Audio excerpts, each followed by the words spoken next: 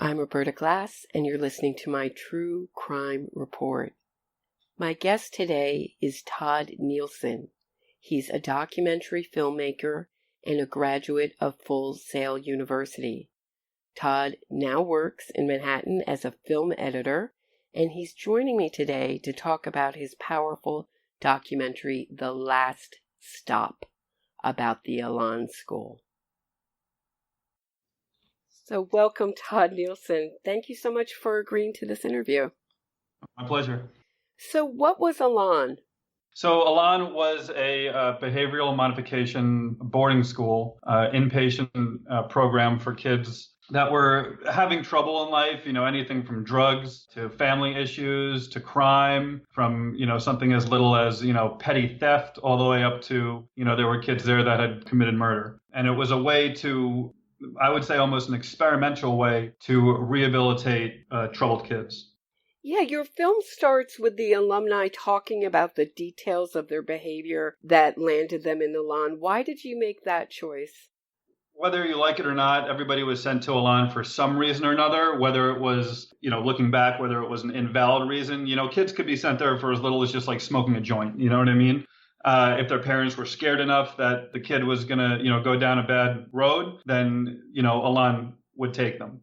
So, I thought it was important that everybody kind of explains what led up to their initiation into the program.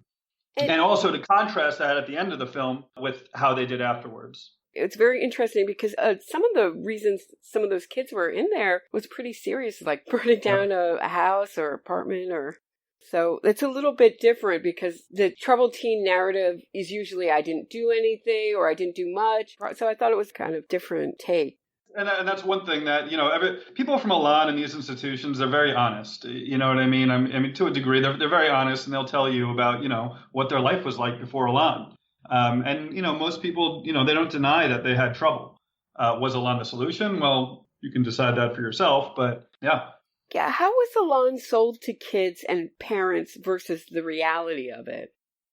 Just even a quick glance at the brochure, I would say it's very watered down. They don't really explain how the program works to parents or to kids.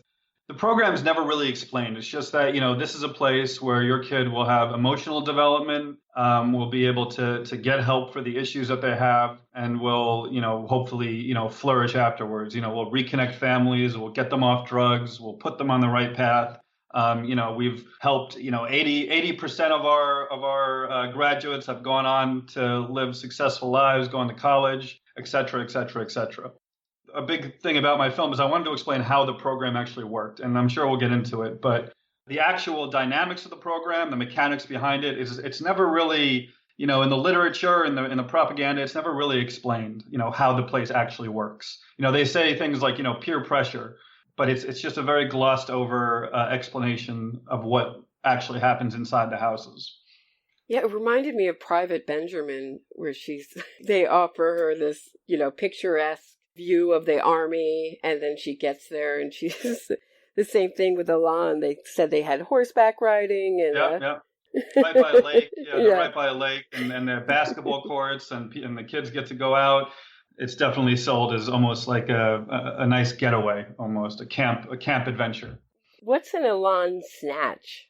So an Elan snatch is obviously most kids are not willing to go to a program in the middle of Maine. By the way, this place was like literally in the woods, in the middle of the woods in Maine. It was in Poland Springs, which is where the water comes from, the Poland Springs water. We were actually right next to the factory. It was just like a few miles away. So it was literally in the middle of the woods, in the middle of nowhere. And obviously, if you're a parent, you go up to your kid and you say, hey, you're going to this program in the middle of the woods, and it's going to be tough and whatever, blah, blah, blah, blah, blah. No kid's going to want to go to that. Some kids obviously went willingly, and, they were either, kind of conned into going there. But so in Elan snatches, they send what's called an escort service. And this is how I got brought there, essentially wake you up in the middle of the night and, two big guys. And they say, hey, you're coming with us. And if you try to run, they'll grab you, they'll tackle you, and they throw you in a van and they drive you up to Maine. What do you think the purpose of that is? I mean, obviously it has a practical purpose to get you there.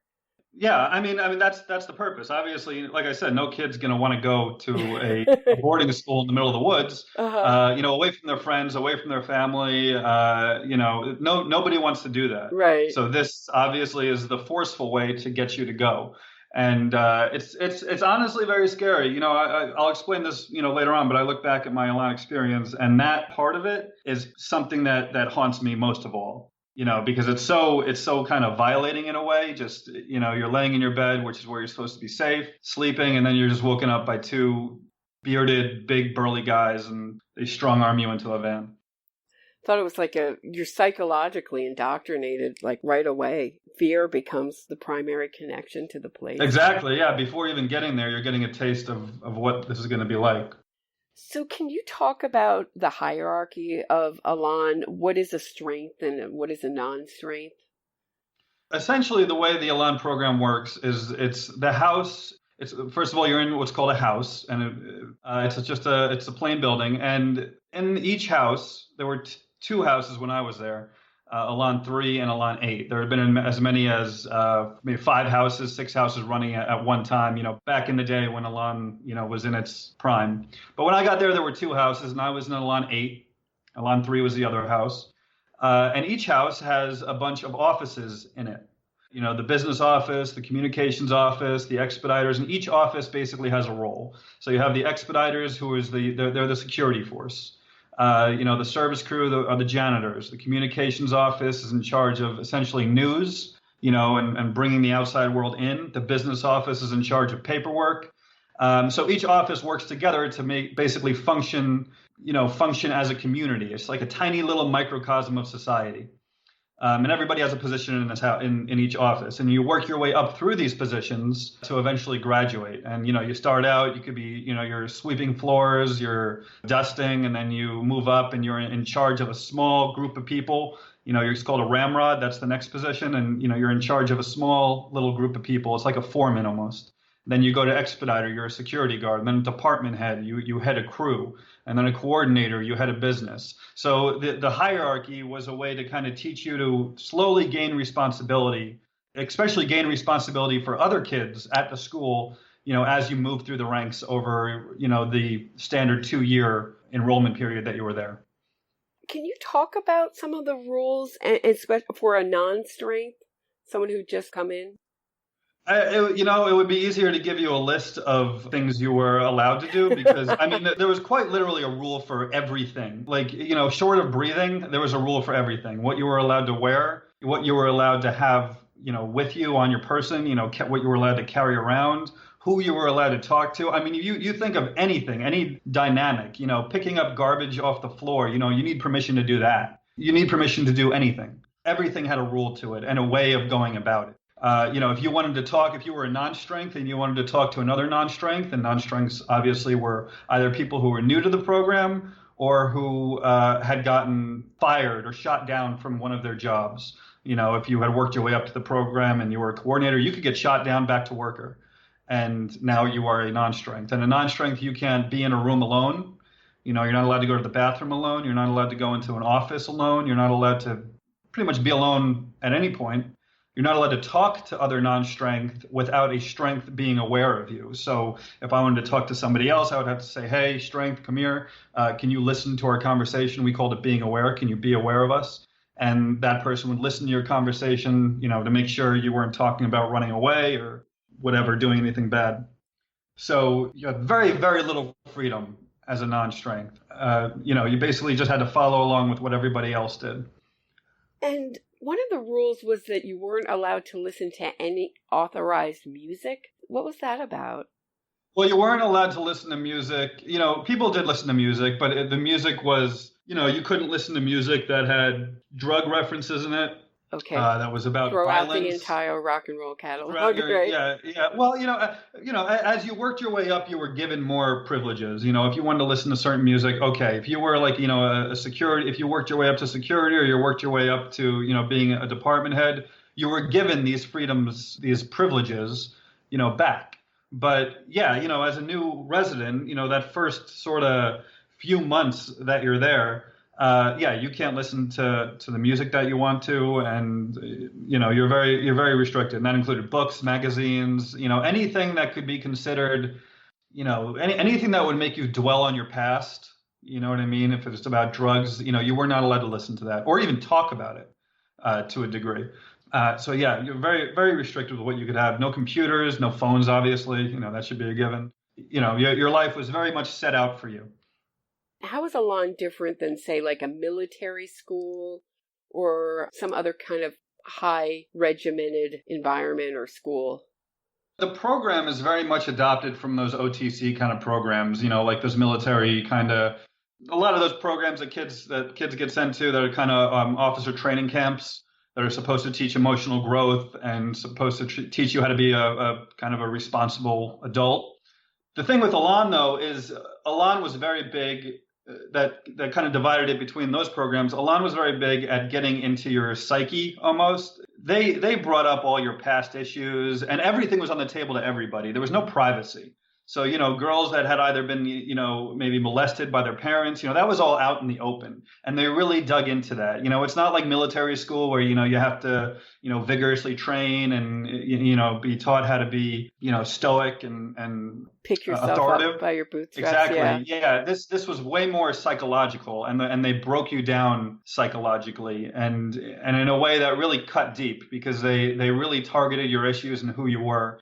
And the goal was really to make you feel bad about yourself. And then, and to kind of crush your value system and the ideals which you held as a teenager, and to sort of usher in what they thought were positive aspects to being, an adult. I think that's essentially what really divides it from a military training academy. Is this was way more psychological and intimate.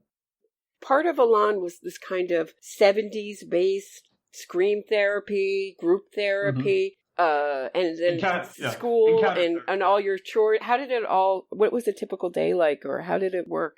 I mean, a typical day was basically you wake up, you clean the dorms. Everybody has a job to clean the dorms. And this was very different for, depending on what your position is, it was very different all around. But from a non-strength standpoint, from somebody who just came into the school, basically you wake up, you clean your dorm for like an hour or so, and then you hit the floor. And the floor is the dining room. And that's where basically all the action is throughout the day, in the dining room. And then you hit the dining room, you have breakfast, and then they have a morning meeting, which is where they bring issues in front of the house. Who's not cleaning the bathrooms, who's not picking up, their garbage, or who's leaving their stuff out. Does anyone want to make any announcements about how they've grown, about struggles that they've had? It's basically, it's like a big meeting about, how the state of the house is and how everybody is kind of individually doing. And then we would go into cleaning. There was a lot of cleaning throughout the day. People were always cleaning, and the house never got cleaner. It was still a dirty mess, but we were always cleaning. Then you would go to groups. Eventually you'd have lunch, and then you would go to groups, and that's where you would have your encounter therapy. I'm sure we'll get into that, screaming at other kids and yelling at them about how horrible they are and trying to reconcile your differences. And then you went to dinner, and then we had like 3 hours of school at night.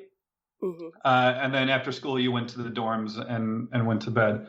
And sometimes in the middle, they would throw in what's called a general meeting, which is sort of considered like the worst of the worst punishment. That's if you did something really bad, like tried to run away or push somebody, or, you did something that was really bad, stole something, everybody would get up out of their chairs, all these kids would rush you, scream in your face about all these obscenities and how horrible of a person you are and how you deserve to die and all this and that. And then they would sort of, like I said, kind of dig into your issues and how whatever you did, whatever horrible thing you did, or, it probably wasn't horrible. It was probably just, stealing a carton of milk or something, or drinking an extra carton of milk. How that correlates to your issues in life.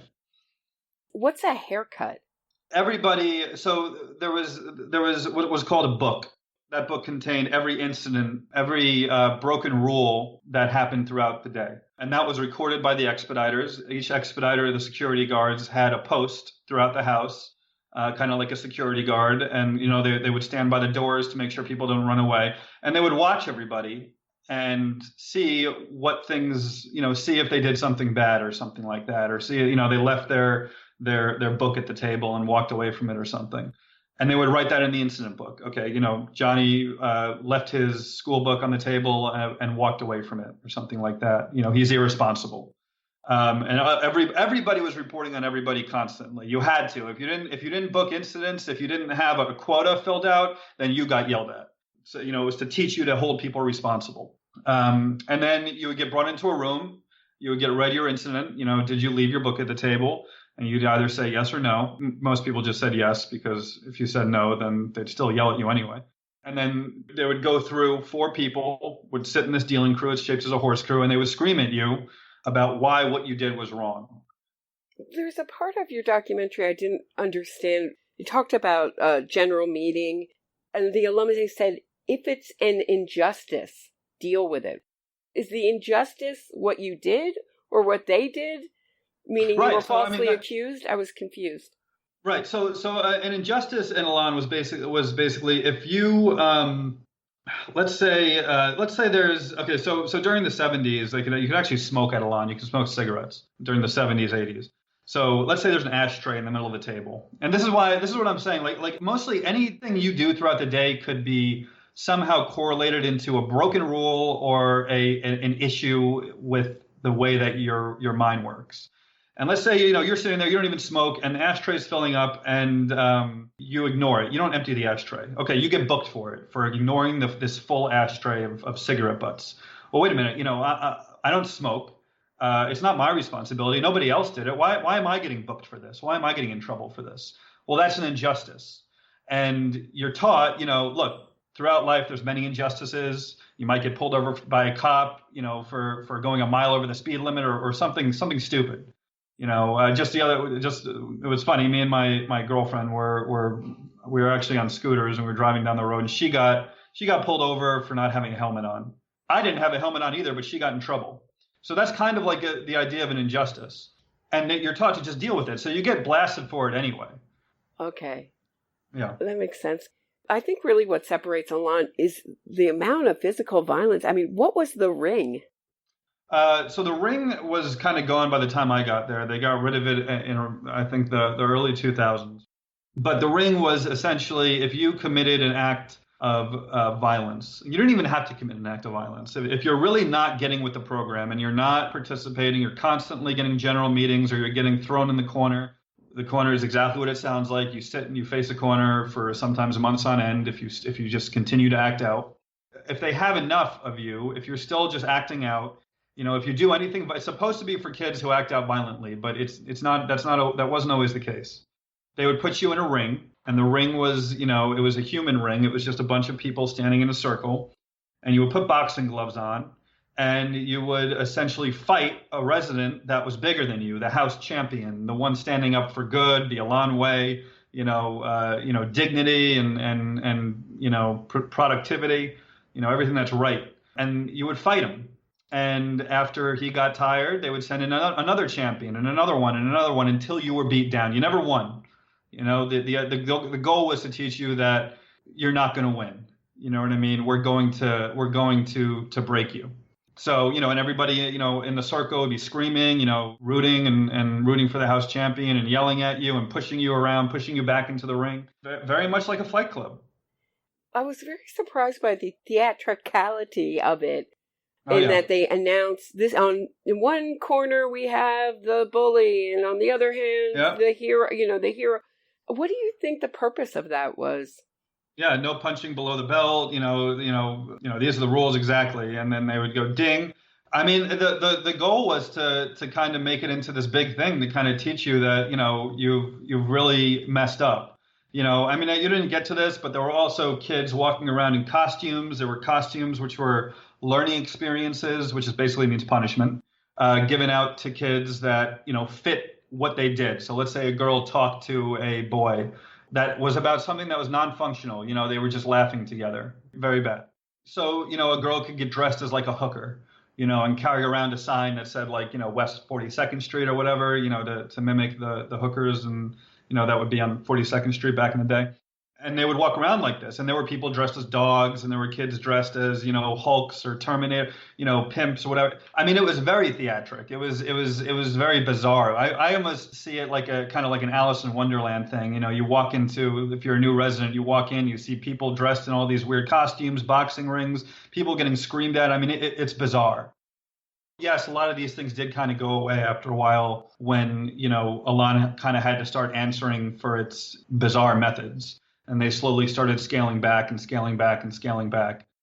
But yeah, it was very theatrical, and it was very, everything that happened was always a big deal. Yeah, there was a story of a guy who said, "Can we get a dog for the house?" And that was his big crime. It goes further than that. He was a kid, Kevin. He was a kid that never really participated in the program in a positive way. You know what I mean? Always getting in trouble, always getting yelled at, never doing what he was supposed to do, constantly shot down or fired from his job, having to scrub floors, which is what you did when you got shot down or you did something bad at your job. You got fired, you got shot down, you had to scrub floors all day. So that was what he was constantly getting in trouble for. And eventually he was like, let's get a dog. And they thought that, what audacity for this kid, for somebody who's not participating in the program, for somebody who's not, doing what they're supposed to do, growing, changing their life. He has the audacity to ask for a dog. Okay, well, you know what? You'll be the dog now. And they dressed him up as a dog, and he had to walk around on all fours and eat out of a dog dish. It's just amazing. The brain behind all this, Joe Ricci. Yeah. Quite a colorful character. Who was he? Joe went to a program called Daytop, and Elan is very much modeled off the Daytop program. In fact, Daytop is still around. It's actually here in New York. There's a Daytop. There's a bunch on the East Coast, and the program is very similar, except in Daytop you can leave. You don't have to stay there. You can leave, and in Elan you could not leave. If you tried to leave, you get tackled and dragged back into the house. So the program is very similar, and he was a graduate of Daytop back in the day. And Daytop also came from Synanon, if you want to even dig further. Synanon was the start of these types of programs. And so he graduated from Daytop, and he wanted to he did so well at the program and became a staff member there that he wanted to open his own institution. And that's where Elan came. So he moved to Maine. He opened Elan with another doctor that he had met along the way, Dr. Joe Davidson. And they opened Elan. And Joe was, growing up, Joe was kind of a street thug. He was, always getting in trouble, stealing out of trucks and, selling stuff on the street. He was just, you're sort of a street thug. And he brought that mentality into Elan, that sort of, you're not going to mess with me.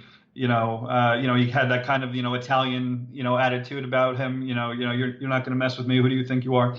So he brought that attitude into Elan, that sort of street thug mentality. And he was a character. I mean, he wore fur coats, he wore gold chains, he had a fedora, he drove a Rolls Royce. I mean, he was like such a grand person. And he kind of walked with like a swagger, and, he considered himself the god of therapy. That's what he always told everybody. He was like, the god of therapy. He was dead by the time I was there. He died in 2001, I believe. But, the stories I hear about him are quite crazy. He ran for governor, lost, but, and he got a lot of his money from suing Key Bank for denying him a credit line because or shutting off his credit line because they thought he was connected to organized crime. And his rights were violated. I mean, yeah, there were rumors going around that he was involved with organized crime and that he was responsible for like the murder of somebody like that or some other. I don't know the true validity of whether or not he was involved in organized crime. I've heard mixed things. I don't really think he was, but they thought he was involved in organized crime and they shut off his credit line. He sued and successfully won, and he won about $15 million. It's a lot of money. That's not the way he made all his money. I mean, Elan, they were charging, when I was there, it was, and I'm sure it's relative throughout the years, when I was there, they were charging $54,000 a year. And that, at the time, that's more expensive than Harvard. That's a lot of money per head. So he was bringing in bank. He was making a ton of money off each kid, and there were kids that stayed there for up to like 5 years. So he made a lot of money because he was a good businessman, and he also successfully sued Key Bank. But regardless of that, he was still making a lot of money off Elan. And the place was a dump. I mean, it was just like it was a broken down lodge in the middle of the woods. I mean, he couldn't have spent that much money maintaining the place. So you have to wonder where all that money went. Who was overseeing Elan, federally or statewise? There was none. I mean, there was really no oversight because this institution, and there still is very little oversight, because these programs are so obscure, and because what they do isn't really like, it's not, nothing's defined. They're not a school. They're not a military academy. They're not a rehab. They are their own sort of beast. They're called behavioral modification centers. And there's really no law in the books for how these places are supposed to operate.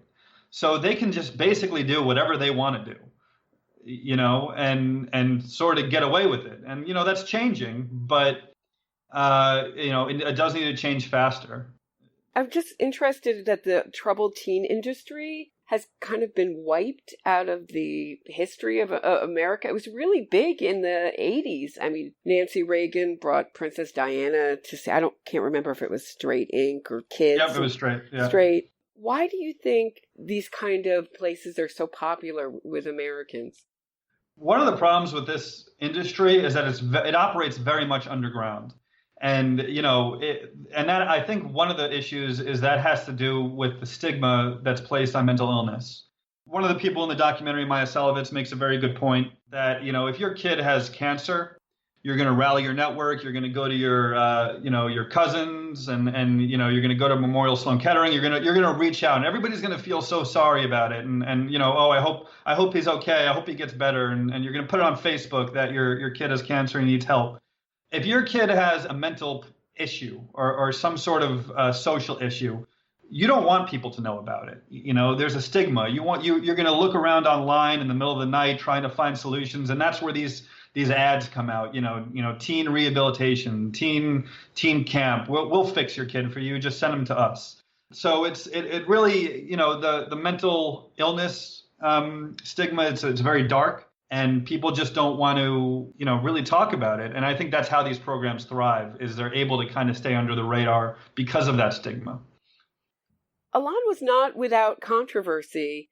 In 1975, Illinois removed some children from there. There were critical articles. There was a unauthorized biography of Joe Ricci released in the 90s called Duck in a Raincoat. Why was Elan kind of immune to these criticisms? Why did it go on for so long, really unscathed?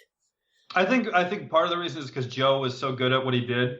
If somebody came out in the newspaper and said, hey, Elan is doing these abusive things, he would say, oh, no, it's a conspiracy. They're trying to tear me down. They're being racist against me because I'm Italian and they think I'm part of the mob. And, he would just start throwing he would distract people. He was very good at this, and it would get them off his back. And also because, again, this place was in the middle of the woods in Maine, in the middle of nowhere. Joe wasn't that big of a figure. You know what I mean? I mean, people just didn't know it was there, and they didn't really care to a degree. And you could also write it off by saying, oh, well, the kids there, they're criminals, they're drug addicts, they're dangerous. We need to put them somewhere. And isn't it more humane to put them here than put them in jail? So people could kind of rationalize it like, all right, well, it's unorthodox, it's bizarre, but these kids need help, so I guess it's okay as long as nobody's dying. A lot of this stuff, it's not going to fly today, as time goes on, and of course, there's a lot of institutions still out there, but we're starting to crack down on it, which I think is good. It's just I'm smiling listening to your description of Joe Ricci's defense of himself, because it's so similar to criminal defense. PR, I don't know. What do you call it? I don't know. I'm just accused all the time of, if I think someone's guilty of being a racist or. It's very, it was very, he was very good at that, at just, changing the course. The whole thing with Key Bank, he made it about, how, the people thought he was an Italian and how he was, they were being prejudiced towards him. Couldn't be further from the truth. This guy was like, he was like a boss. You know what I mean? You got to give the guy credit. He was a good businessman, and he ran the place with an iron fist, and he thought very highly of himself. And he did really well. To drive a Rolls Royce, to have a big mansion in Falmouth, which is a pretty wealthy area of Maine. he did really well for himself, and he knew it. But he also knew how to manipulate people, and he knew how to get his way, and he did. Yeah, you even suggest in this film that he might have been a sociopath.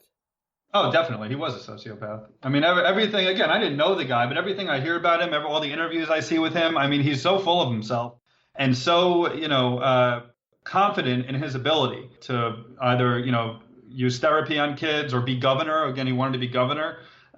He was obsessed with himself, and, it worked for him.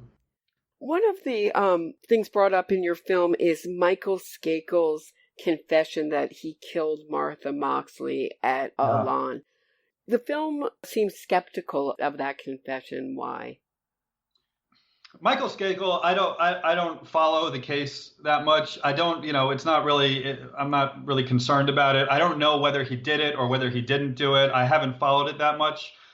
The only way I can correlate it to Elan, and I'm not going to comment, I'm not going to take a stance on it. Okay. But the way in which it connects to Elan is that when it came out that Michael had gone to Elan and that he had admitted this at Elan, he needed to put up a defense as to why he said that. And then everything about how Elan's methods worked and how, the abuse that went on there and the ring and the screaming and all that stuff, the sign wearing, the costumes, it all started to come out that Elan was doing this. And it was in the newspapers everywhere.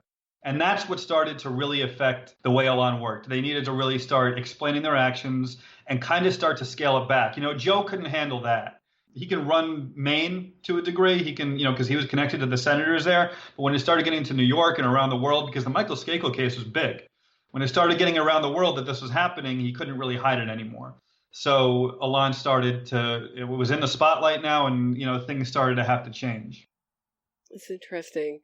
Because from an outside, if you don't know what general meeting involves or how that confession came out, it sounds very convincing that he confessed at Elan and, Yeah, in therapy, but they don't say what therapy is. You know what I mean? I mean, getting beat in the ring until you admit that you killed a girl, that's a coerced confession. That's not admissible in court.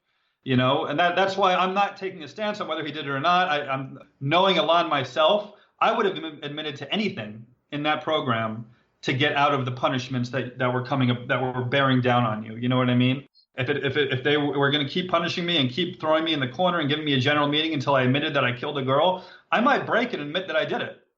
Yeah.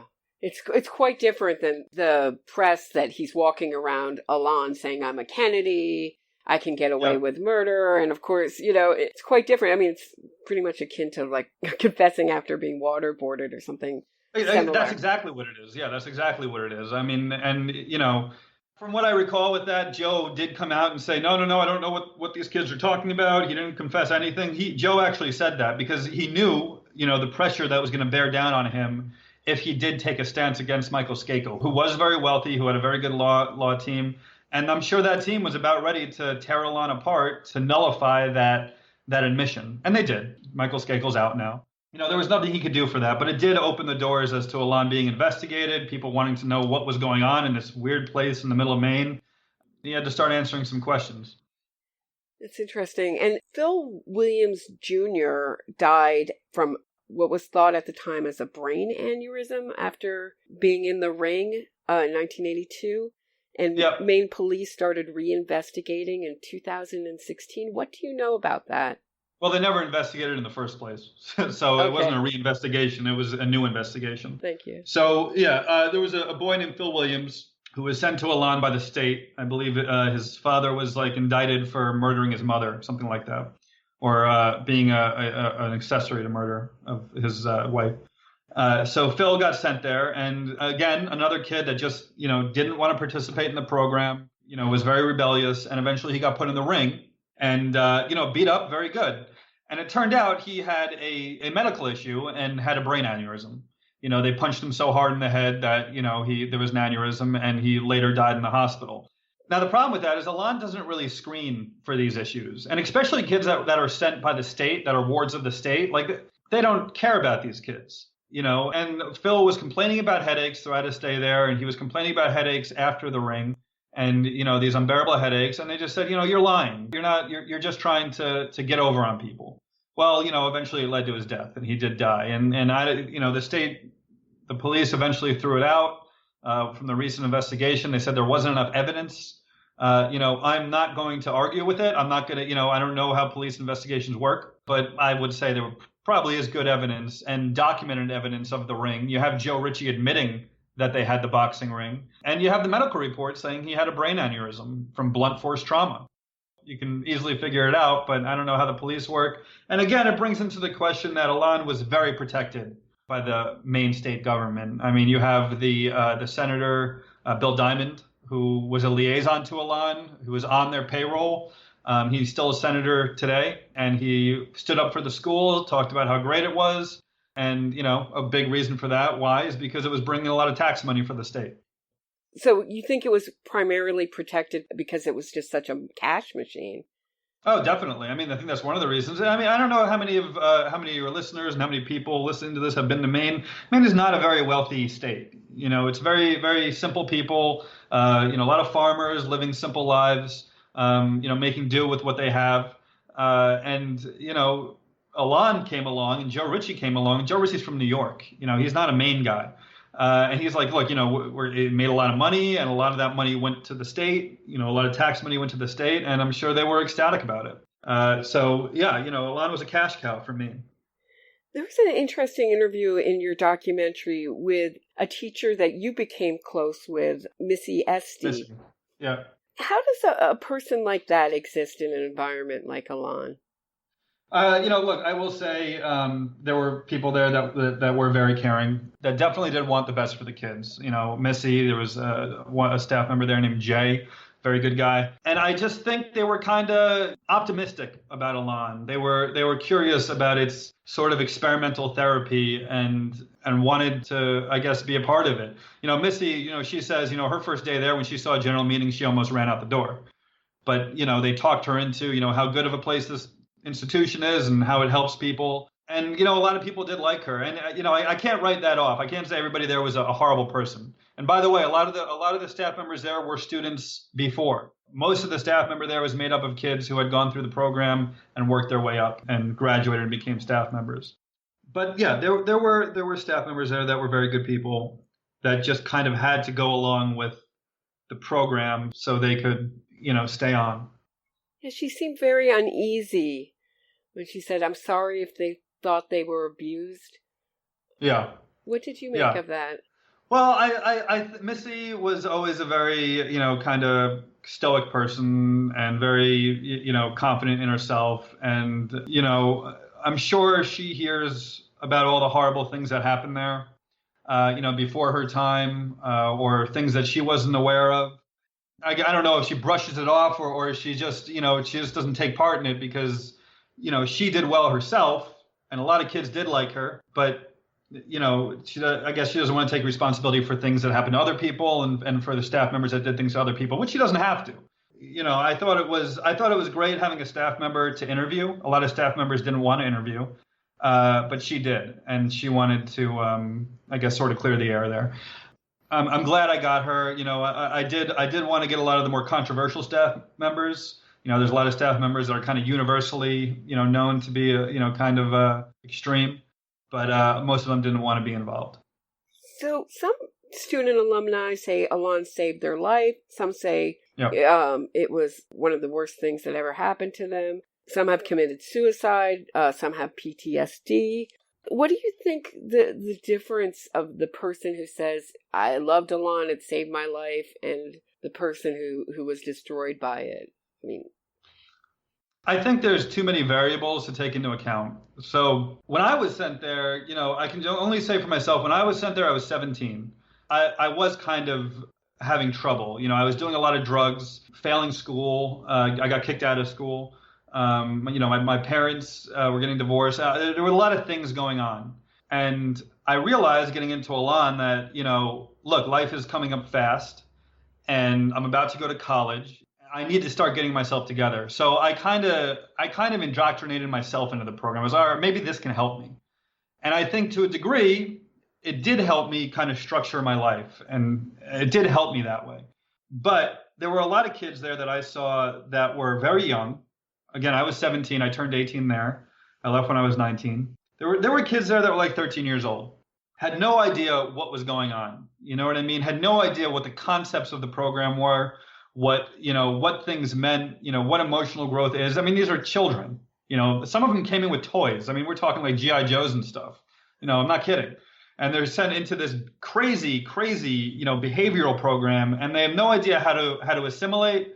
They have no idea that what they did was wrong and why it was wrong, and they just constantly got beat down, just constantly. There was two parts of the program. There's the beat down part where you get scolded and they take all those bad values out of you. And the second part of the program where they have trust in you and they instill these positive values. Well, they never saw the second half of the program. They only saw the beat down part. They only got general meetings, just constantly in and out of the corner, day after day, just in rotation, corner, general meeting, scrubbing floors, back into the corner, general meeting, scrubbing floors, back in, constantly over and over again. I mean, that will take a toll on your psyche. That will make you feel like a horrible person. And by the time you do get out, because eventually they have to release you, or, the funding stops, they have to take you out, you're dropped into the world and you only know what was being screamed at you on a daily basis about how horrible of a person you are. And, you live like that. And maybe I am a horrible person. Maybe I'm just a drug addict. And that stays with you. A lot of kids, when they got out, they committed suicide or drug overdose. A lot of cases. Elan says that they had like an 80% success rate. I don't think that's true at all. I think it was much, much lower than that. It's tragic. That's what it is. So why do you think the troubled teen industry gets so little media attention in general? I mean, I think again, it really has to do with the stigma on mental illness. It really does, and I think it's such a controversial topic, and it's so not much is known about it. One way people do kind of know about it is Dr. Phil. He sends people to programs. And I don't know the legitimacy of the programs that he sends them to. I haven't really looked into them. I know some of them are ranches where kids, work on a ranch or whatever, and there's some sort of emotional growth program, and he kind of glosses over it or makes it seem like a good thing, but people just for some reason don't want to talk about it. I think it's also very connected. John Kerry, I believe, was involved in it. Mel Sembler, a lot of very high-profile politicians. You mentioned Princess Diane, Nancy Reagan. There were a lot of high-profile people involved in it that probably also don't want information about it to come out. So yeah, there's not a lot known about it, and that's why it still thrives today. There's still a lot of programs out there. Certainly not as horrific as the 70s, but still unregulated, and still kids are getting hurt at these programs. So, preparing for this interview, I was thinking about just how it's kind of protected by just how brutal and horrible the subject matter is.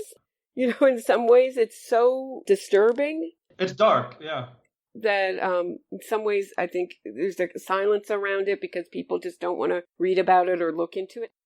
How was your film produced? Who produced it? It was totally independent. So I produced it with the help of a lot of graduates from Elan. We formed a group, and there was some funding that the group helped out with. We had an Indiegogo campaign, and a lot of people contributed, which was great. But it was entirely independent. I wanted to make the film because, I was thinking about Elan and how interesting of a story it was. I didn't really make it to set out to kind of, as vengeance against Elan. I didn't.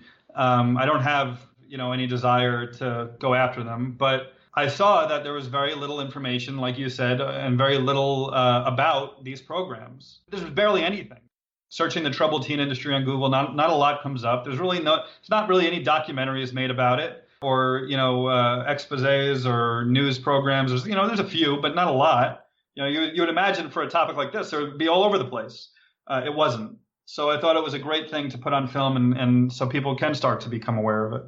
Yeah, I really have to commend you for making it such a powerful film, and also for getting it out there, because I can't tell you how many times you'd hear, there's going to be a documentary coming about the troubled teen industry. Yeah, and it just wouldn't make it, It's a hard topic to really cover, and it's a really dark topic, and even people that everybody that was interviewed in my film, they all did a great job and really put their heart on the table and put themselves out there and were honest.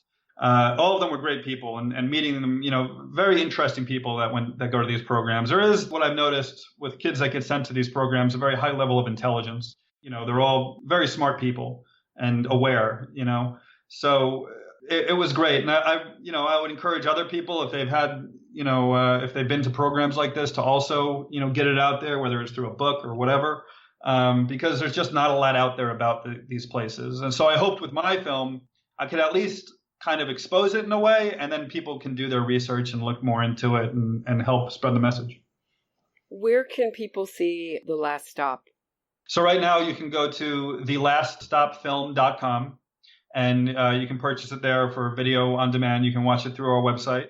So that's one of the ways to do it, and hopefully we'll have more avenues coming up to watch it. That's where you can find it, and it might be more widely available coming soon. Yeah, I really encourage my audience to check it out. It's a really important film and definitely worth your time and money. Is there anything else that you'd like to say that we didn't cover?